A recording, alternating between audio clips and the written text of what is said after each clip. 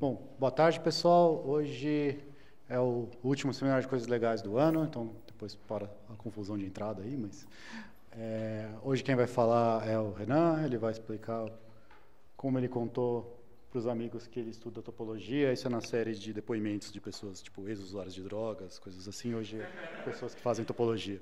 Ok? Muito obrigado. Boa tarde, pessoal. Agora vocês falam boa tarde, igual nos grupos de ajuda. Boa tarde, eu sou o Renan. Bom, eu vou hoje contar para vocês, como eu contei para alguns amigos meus, eu não sei se eles estão aqui, o Henrique e o Eduardo, acho que eles não estão aqui, que moraram comigo no pensionato. Como eu contei para eles que eu estudo topologia, esse seminário ele é uma versão seminário de um artigo que eu publiquei, foi publicado no início do mês na Acta, com o mesmo título. Então, eu já vou deixar avisado que tem coisas que eu vou falar que não estão no artigo, tem coisas que estão no artigo que não vou falar no seminário, mas isso são coisas da vida, vocês já devem estar acostumados com adaptações que ferram com as coisas e matam personagens, criam personagens. Adaptações são assim, e essa não vai ser diferente. Então, vou começar a passar para vocês um pouco da perspectiva que eu tenho, da minha vivência como aprendiz de topólogo geral, que eu percebo que existem dois tipos de pessoas. As que me perguntam o que eu estudo e as que não se importam. A graça nem está nessa questão de ter esses dois tipos de pessoas, mas é que isso não é disjunto. Tem gente que pergunta e não se importa, né? Quem nunca andou de elevador, né? Essas conversas, é sempre um jeito de puxar assunto. O que você estuda? Topologia. Ok. Então, mas enfim, a pessoa me pergunta o que eu estudo, eu falo topologia geral. E aí eu tenho dois casos para considerar. Tem as pessoas que sabem o que é topologia geral e tem as pessoas que não sabem o que é topologia geral. Para aquelas que sabem, bom, o que vocês ainda estão fazendo aqui, né? Tipo, vocês já sabem, podem ir, mas essa imagem, a princípio, se a pessoa realmente sabe o que é topologia geral, ele pode usar ela e falar para mim, porque eu estudo topologia geral. O que eu ainda estou fazendo aqui? Tipo, não se estuda mais isso, as pessoas querem saber de sistemas dinâmicos e outras coisas do tipo. Mas, senhor Poincaré, estatisticamente você está certo. Quase ninguém estuda. Mas tem gente que estuda, eu sou um exemplo. Deve ter umas 5 pessoas que estudam no mundo topologia geral. Não, são 10. E eu conheci todas elas em setembro. Bom, mas se a pessoa sabe, ok. Se a pessoa não sabe, ela vai ficar com uma cara meio topologia. Que raios é isso? Eu já ouvi coisas do tipo, é tipo topografia? Então, você usa GPS, você explica por que GPS funciona, essas coisas assim.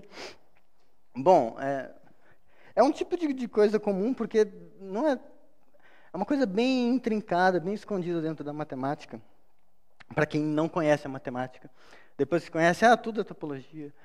E é comum que onde eu moro, que é um pensionato que só tem gente de exatas, eu sempre ouço esse tipo de pergunta. O calouro chega, você estuda o quê? Topologia, legal. O que é isso?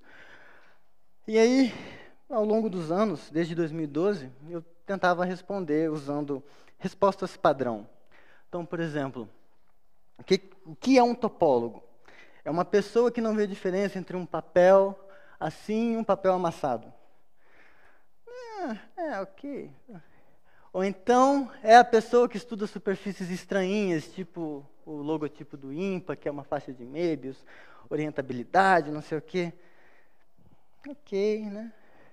Ou então é a pessoa que, eu acho que até já falei essa hoje, ele serve café numa rosquinha e come a caneca. O topólogo é a pessoa assim.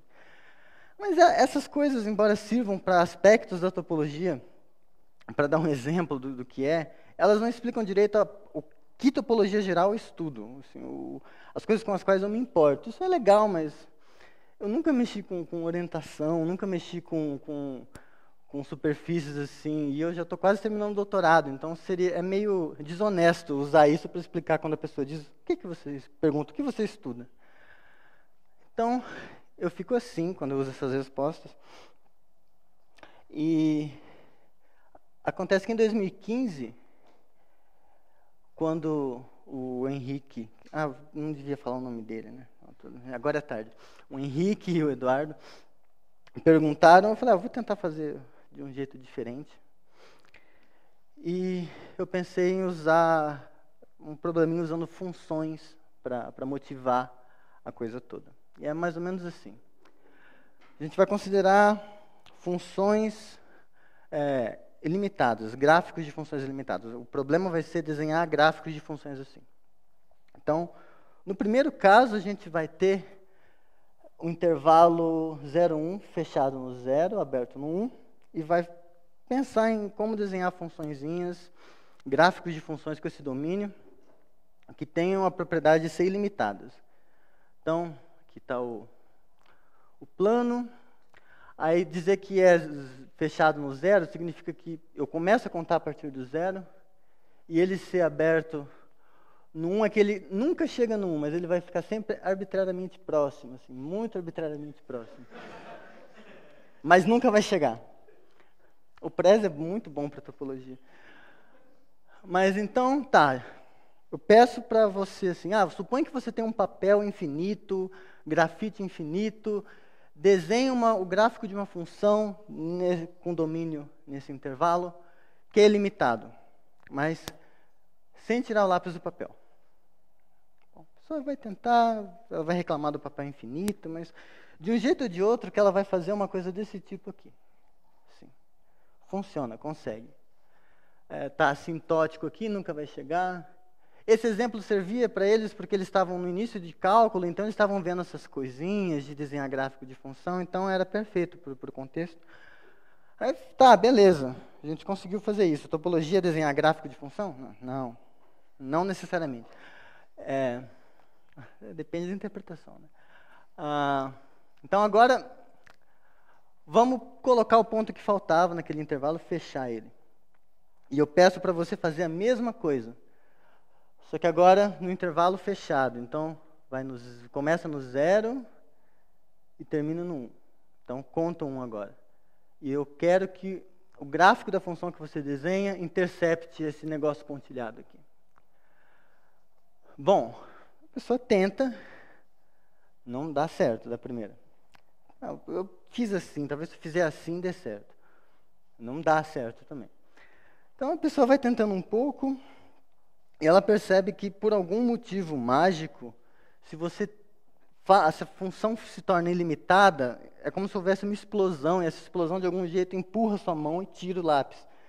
Alguma coisa acontece que você não sabe ainda o que é, mas visualmente não tem como você desenhar o gráfico de uma função sem tirar o lápis do papel que seja ilimitado.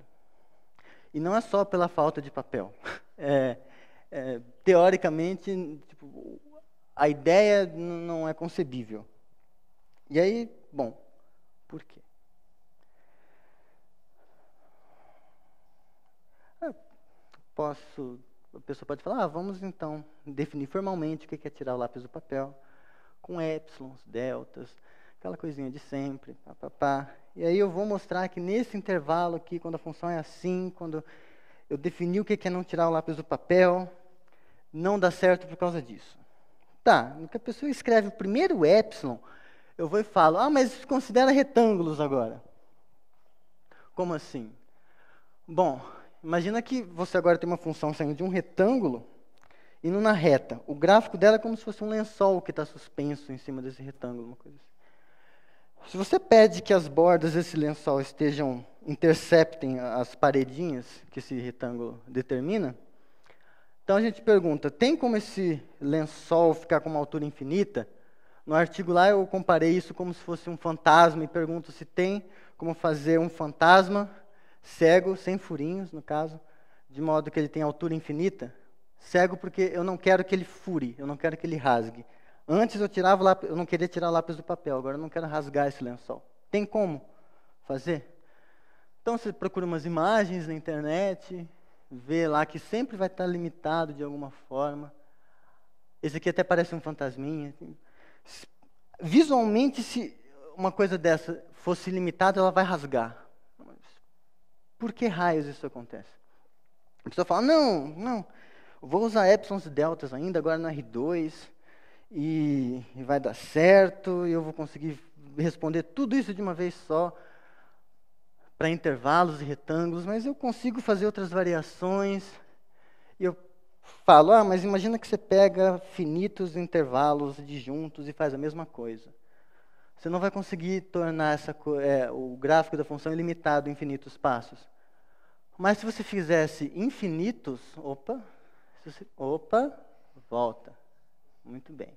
Se você pega infinitos, você conseguiria fazer. Então, tem coisas acontecendo aí, e eu não estou usando nenhuma métrica para desenhar isso. Eu não peguei uma fita aqui. Você pega assim, faz essa... Não, usar métrica para isso é desonesto. Sim.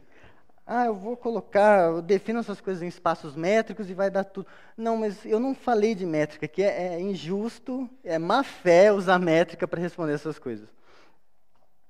E não seria tão geral quanto o que eu vou tentar apresentar.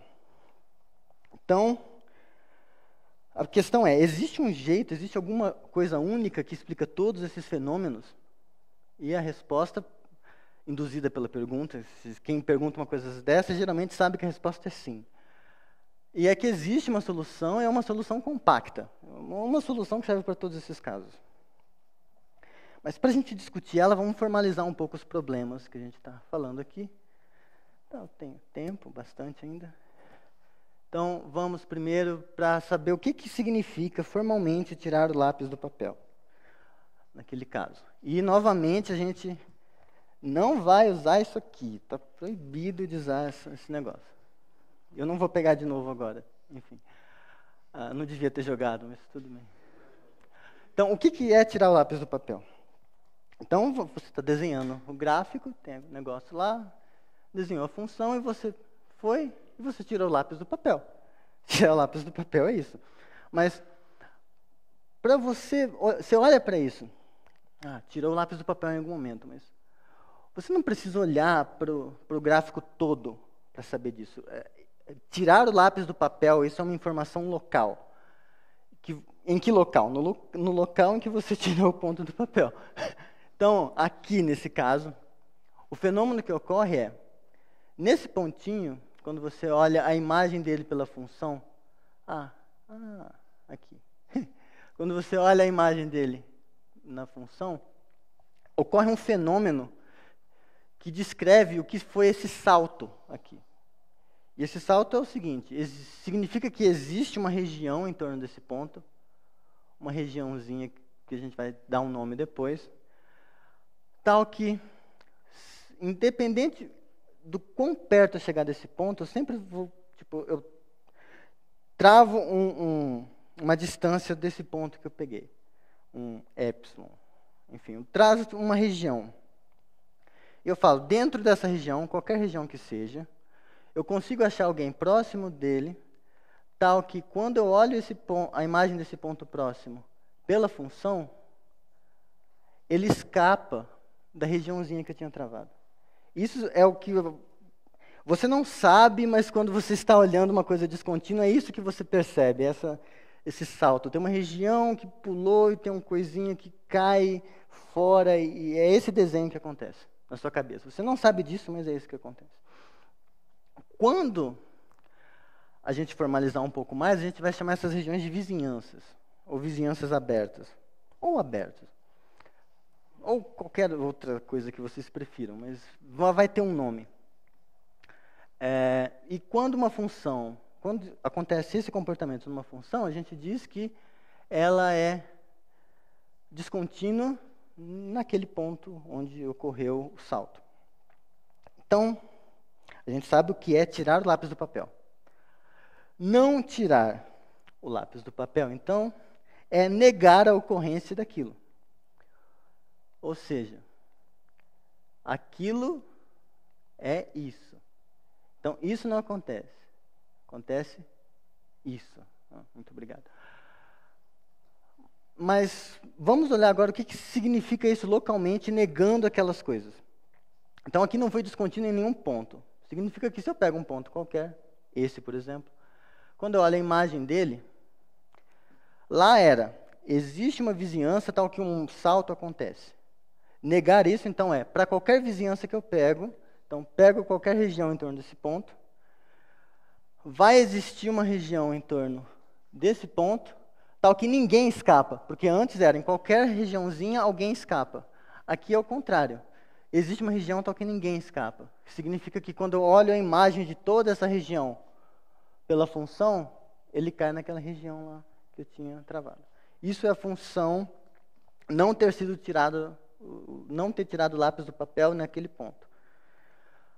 Então, a gente diz que a função é contínua nesse ponto quando isso acontece. Isso acontece para todos os pontos, a função é contínua. Bom, então a gente já sabe que formalizou o que é tirar lápis do papel, não tirar lápis do papel. Então, vamos falar agora de topologia. Opa, eu pus a mão no microfone, isso é proibido. Por razões óbvias. Então, topologia com T minúsculo, por enquanto, que é um objeto que é estudado. Então, o que é topologia com T minúsculo? Que a gente vai dizer o que é vizinhança. Que raios é aquela região que eu falei, porque até agora a gente não sabe o que ela é. Não está bem definida essa coisa. Então, para efeitos práticos, falar região é a mesma coisa que o Newton falava. Newton e Leibniz são equivalentes a menos de cálculo. Pega o infinitésimo. O que é um infinitésimo? Definiram séculos depois, mas... Então, o que é uma vizinhança? Então, vamos fazer as coisas de um jeito certo, para não vir um Berkeley aqui reclamar em cima da minha cabeça. Então, para uma pessoa normal, não é o meu caso, vizinhança é uma coisa desse tipo. Vizinhança mesmo. Então,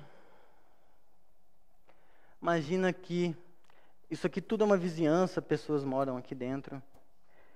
Mas eu posso restringir um pouco essa noção de vizinhança, e aí eu considero, por exemplo, a pessoa que mora nessa casa.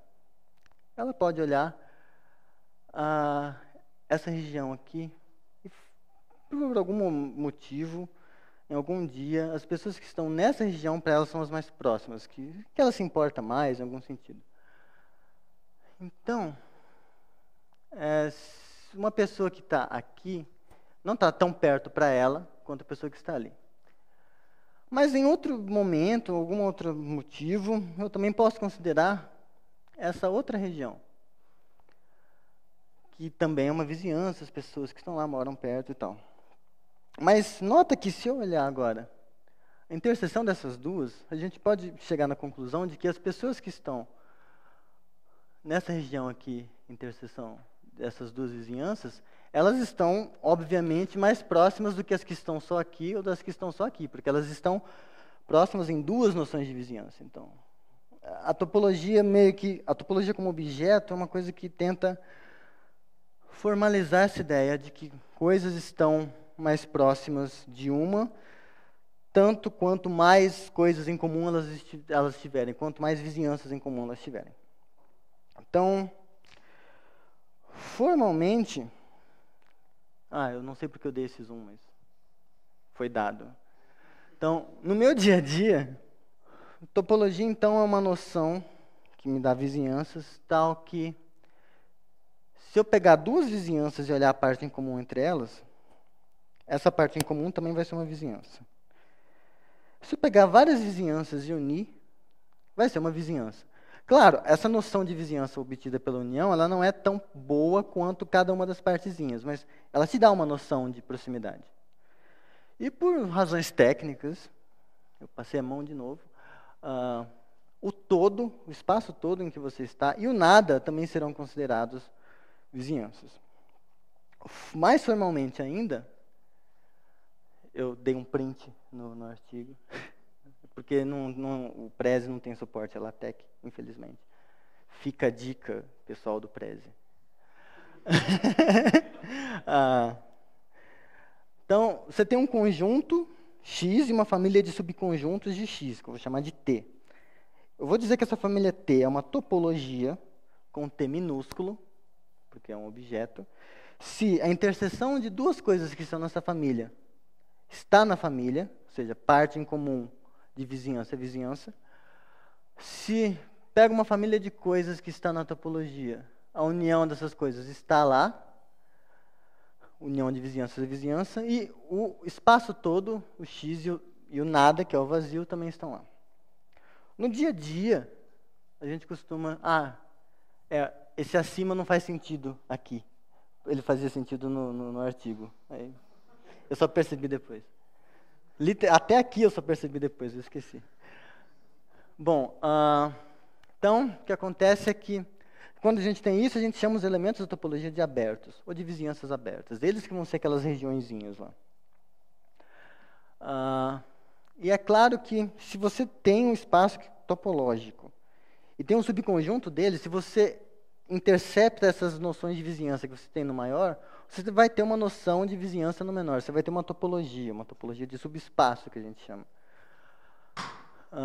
Isso está feito em alguns detalhes na acta. Os interessados podem... O espectador interessado pode se tornar um leitor interessado do artigo e ler lá. E provavelmente deve estar como exercício. É a vida. Mas então a gente já sabe que a topologia... Vamos ver, então, um exemplo real de topologia. E é literalmente real, porque o espaço que eu vou considerar é a reta real. Então, é muito real isso. Então, a topologia vai ser a coleção desses conjuntos aqui, os azinhos contidos em R, tal que para todo xzinho que você pega nesse conjunto, tem um intervalinho centrado no ponto que você pegou, que está todo contido no conjunto. Certo? Vai chamar essas coisas de abertos. Bom, um cara nativo dessa topologia é, a reta, obviamente, mas vamos olhar um carinho um pouco menor, travar o ponto 0, travar o ponto 1 e olhar um intervalo aberto determinado por esses dois pontos. Intervalo aberto. Então, não conta o 0 e não conta 1. Pega todo mundo que está no meio. Como a gramática sugere, intervalos abertos são abertos. Mas isso não é óbvio só por causa da gramática. Não. Então, por que ele é aberto? Por exemplo, você pega um ponto em qualquer lugar. Eu vivi perigosamente e peguei bem ali. Que eu chamei de 0,98. É um whatever, né? Então, ele está aqui. Nota que com o zoom fantástico do Prezi, isso é bom, esse zoom é bom, mas precisa ter linguagem do LaTeX ainda. Mas, enfim, o zoom é bom. Eu consigo pegar um intervalinho centrado no ponto que ainda está contido no intervalo. Então, eu peguei esse ponto, mas isso funciona com qualquer outro. Então, esse intervalo aberto é aberto pela definição. Então, está aí um exemplo de que essa topologia, eu não sei se é topologia ainda, mas existe alguém dentro daquela família, existem conjuntos razoáveis dentro daquela família. Não esqueça de comentar que a interseção de dois abertos é aberto e vazio também é. Bom, eu comentei. Mas, bom, o vazio é aberto aqui, porque suponha que ele não seja. Então, tem um cara no vazio, acabou. Porque você vai precisar de uma testemunha que mostre que ele não satisfaz a condição para estar lá dentro. Mas, então, ele vai ser aberto por falta de provas. Ele é solto, enfim. A gente está acostumado com isso no Brasil. Bom, se você pega dois abertos e intercepta... Bom, se a interseção for vazia, ótimo, porque a gente já viu que o vazio está lá. Mas se não for vazia, bom... Como o pontinho está no primeiro aberto, tem um intervalinho centrado nele, contido em um. Como o pontinho também está no outro, tem um outro intervalinho centrado, contido no outro. Pega um intervalo menor, vai estar dentro dos dois. Alegria. Então, essa é a parte que geralmente dá problema, essa parte de interseção aqui. Eita, eu apertei muitas coisas. Mas, então, é razoável que isso seja uma topologia. Então, a gente já sabe que é vizinhança de verdadeinha. Então, a gente pode voltar agora para o conceito de função contínua. Só para falar agora de modo honesto, que é o seguinte. Então, a gente tinha lá a nossa funçãozinha. Então, ela é contínua, significa que para todo ponto que eu pego, quando eu olho a imagem desse ponto, qualquer vizinhança, agora eu sei que é vizinhança aberta, qualquer aberto em torno do ponto, tem um outro aberto no domínio, tal que a imagem está caindo no aberto que eu peguei no início.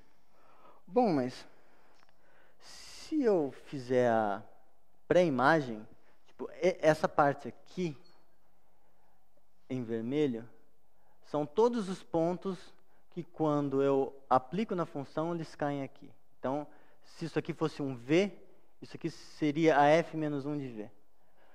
Nota que para qualquer pontinho que eu pego aqui, eu consigo fazer um intervalinho amarelinho, tipo esse, tal que a imagem ainda vai cair aqui dentro.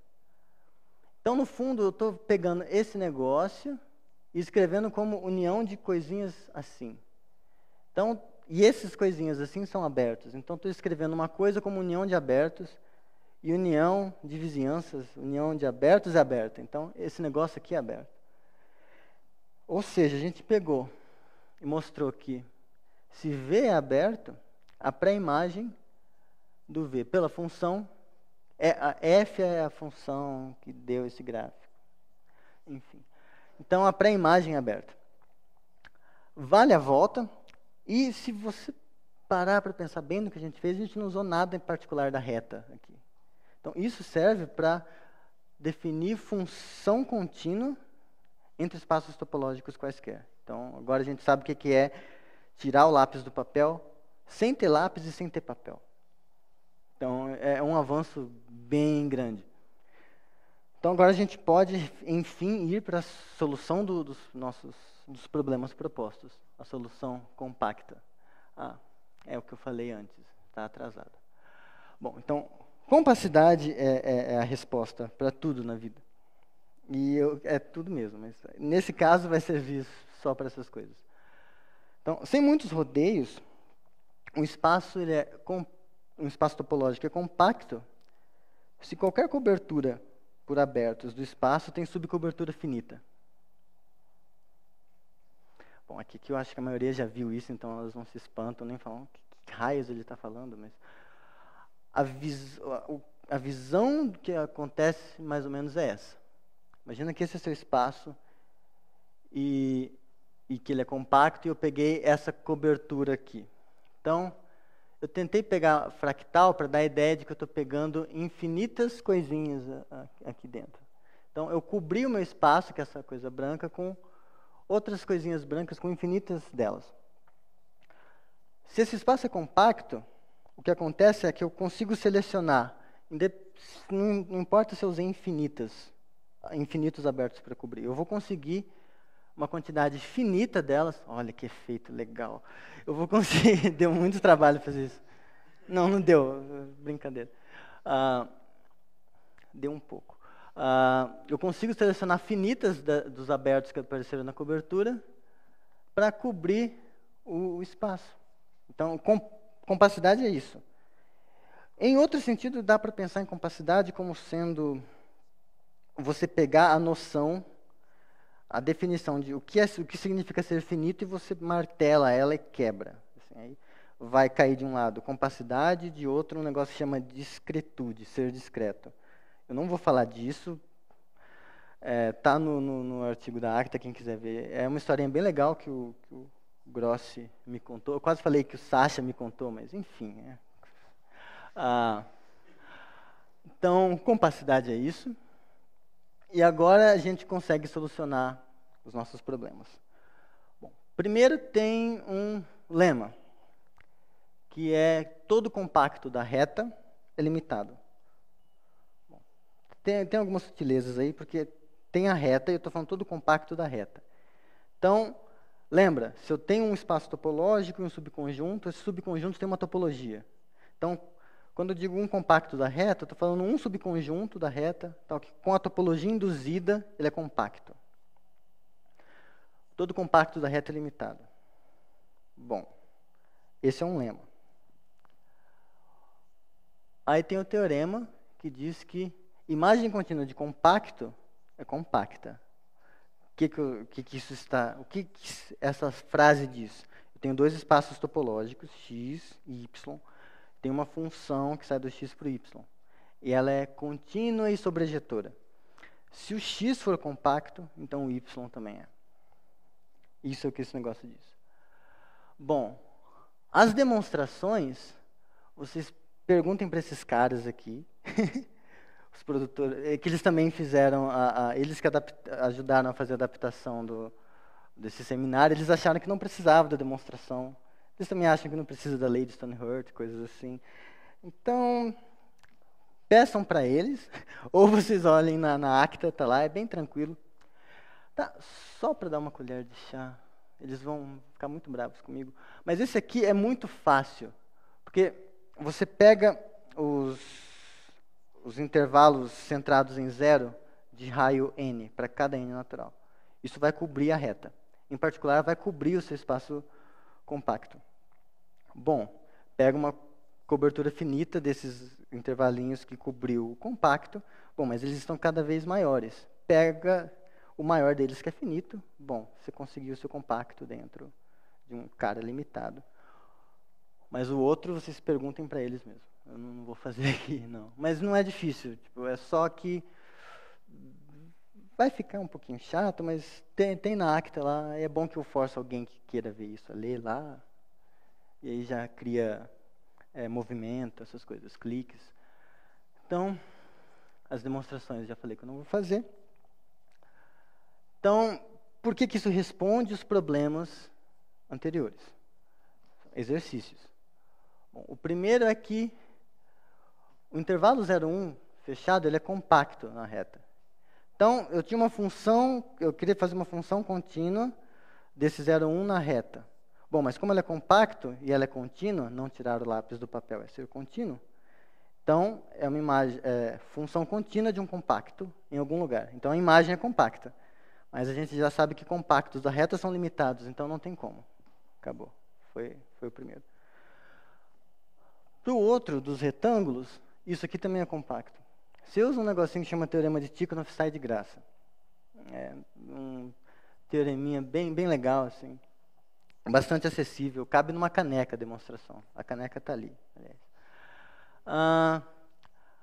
Aí, aquela parte das uniõezinhas, por que naquele caso ainda não conseguia? Porque a união finita de compactos é compacta, outro exercício.